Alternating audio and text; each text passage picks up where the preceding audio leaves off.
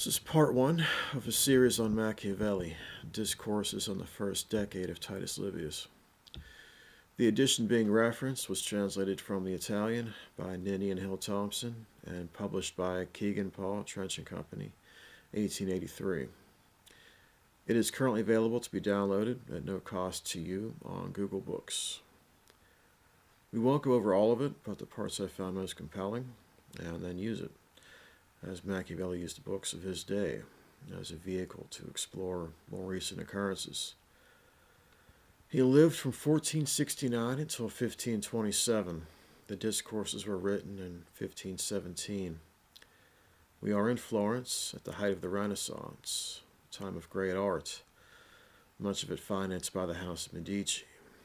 You can study all that in your own time, as well as Machiavelli's life, especially around 1513. On to the book.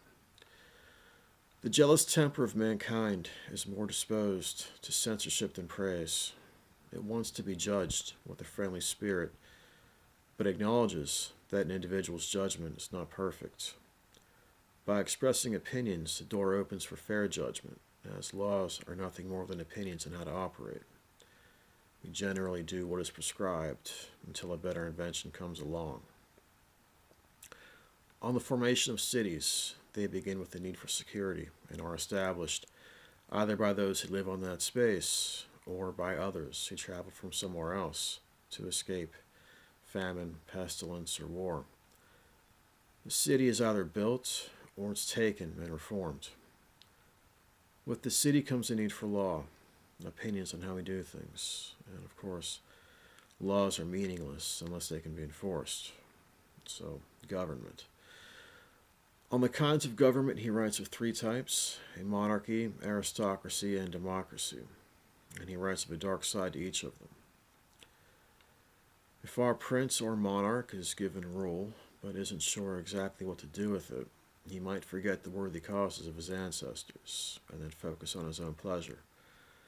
This can generate a sort of hatred among the people who might challenge his legitimacy. The prince then acts out of fear to protect his rule, and becomes a tyrant, tyranny being the dark side of monarchy. Princes that are hated might be overthrown, and then interesting things might happen. Under a tyranny, things have been ordered a certain way. Later in chapter 16, he compares people living under tyranny to a wild animal that is taken and then lives in captivity. The animal can be well fed and healthy, but is generally conditioned toward obedience, and there is a sense of order. But if the animal were set free, it would fall prey to the first who seek to recapture it. He adds that all those who drew support from the wealth of the tyrant, those who were powerful and then had that power withdrawn, won't become content with the new order of things, but will attempt to restore tyranny so that they might regain their former importance. To meet these difficulties, there is no more potent, effectual, wholesome, or necessary remedy than to slay the sons of Brutus. They, along with other young Romans, led to conspire against their country, simply because the unusual privileges which they enjoyed under the kings were withheld under the councils, so that to them it seemed as though the freedom of the people implied their servitude. The dark side of aristocracy is oligarchy, and the dark side of democracy is anarchy. Solon of Athens created a pure democracy of brief duration. Social rifts came to a boiling point of sorts, and Pisistratus became a despot. 40 years later, the heirs of Pisistratus were driven out, and Athens recovered freedom, but reverted to the same form of government, and could only maintain it for another 100 years. For to preserve it, many ordinances were passed for repressing the ambition of the great turbulence of the people, against which Solon had not provided.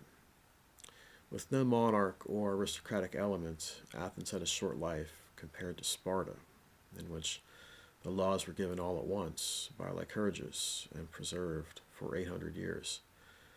Proper functions were assigned to kings, nobles, and commons.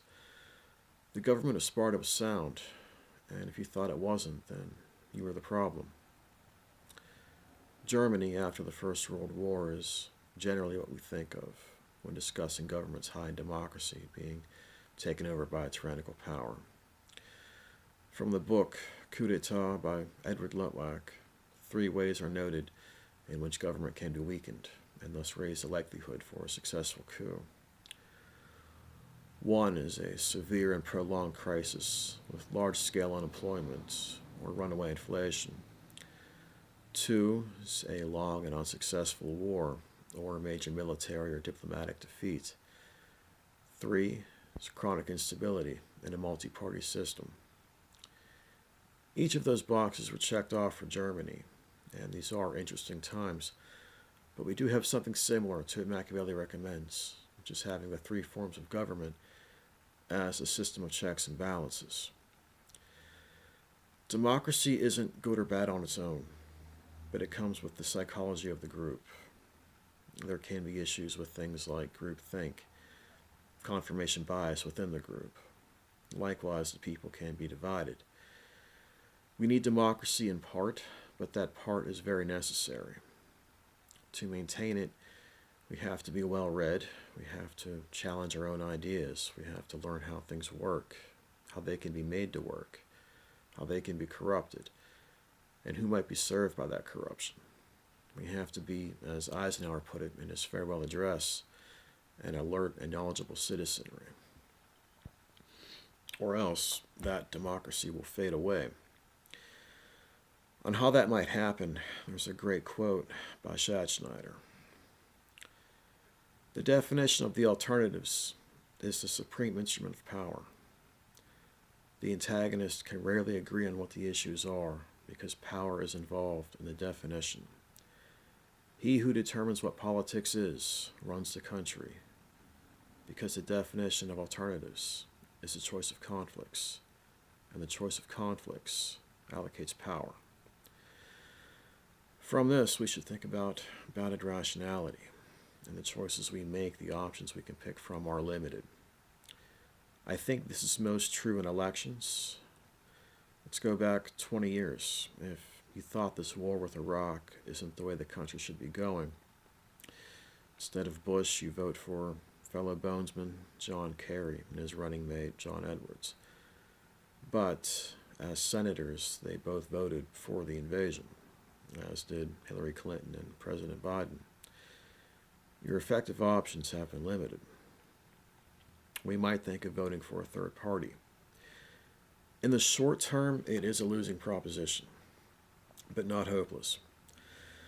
If a new party receives 5% of the popular votes, it becomes a minor party. After the election, they could look at the congressional map, see where their support is, where they might find candidates to run for the House, and then build momentum. In a presidential election, get 25% of the popular vote, and you are a major party. Due to that figure, there could only be a potential of 4 major parties, which isn't really a bad thing. Remember that in Germany, Weimar Republic, some of those elections had over 10 parties. If the structure is too divided, it can be difficult to build a coalition or oppose one. We should also think about bounded rationality in public discourse, guided by media. Derek Chauvin, in his career of 19 years, had 18 complaints against him. I don't believe the details have been released, and you can wonder why that is. But the big question, would he have still been an officer of the law, serving the public, after 18 complaints, if he hadn't been in a union?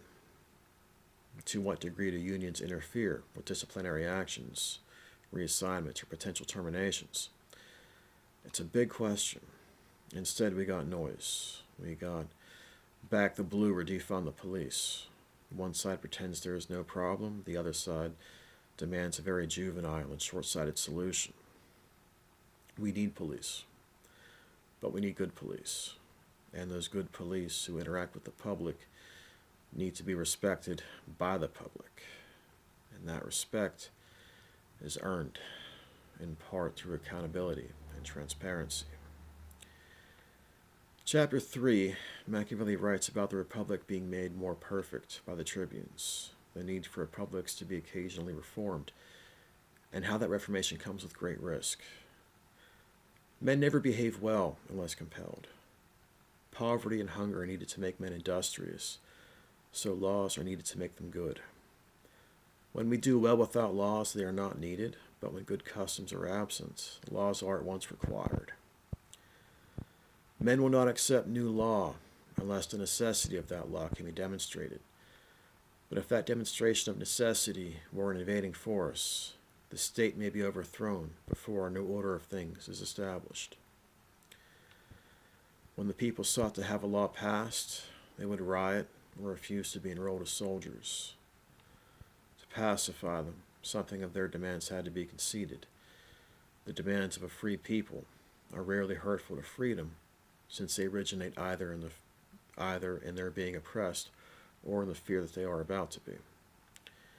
When this fear is groundless, it finds its remedy in public meetings, wherein some worthy person may come forward and show the people by argument that they are deceiving themselves. For though they may be ignorant, the people are not, as Cicero says, incapable of being taught the truth, but are readily convinced when it is told them by one in whose honesty they can trust.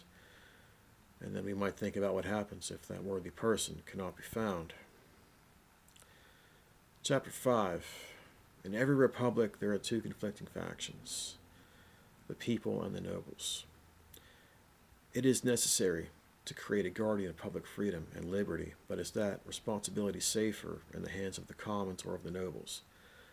It might be better to ask which would have a greater desire to pervert that responsibility to their own ends. In the nobles, it is first thought that by holding that power, their ambition and desire to dominate might be more fully satisfied. A second point is that the authority is withdrawn from the potentially unstable commons, who may have endless disputes and drive the nobles to take dangerous and desperate courses, again to fulfill their desire to dominate. The hopeful thought is that their desire has a limit, and politicians do occasionally advertise themselves in this light. If they have enough money, they can't be bought. Maybe for some that is the truth, but there are many out there who have appetites which are boundless. Ask a billionaire why they didn't stop at 1 million, 10 million, 100 million. If through hard work and good fortune they found a gold mine of sorts, why stop digging? They would have to be compelled in some way. For government we might think of term limits, and certainly there are plenty of incumbents who have been in office for 20 years. They get elected, make some deals, collect their contributions, trade on non-public information, and then have a nice little war chest for the next election. Generally, the one who spends more on the campaign is the one who wins. Something like addressing the Supreme Court, if rather than a lifetime appointment they be limited in their service, I could see that passing through Congress. But to limit Congress itself, you would need the House and Senate to basically vote against their own ambition. It's not very likely, leaving us with the unconventional roots of a constitutional convention, which would require 2/3 of the states, through their legislatures, to be united in that action. Moving on to the commons, they have a desire to not be dominated. If freedom were destroyed, they would have much less to gain. Machiavelli believes that disorders are more common with those seeking to preserve power.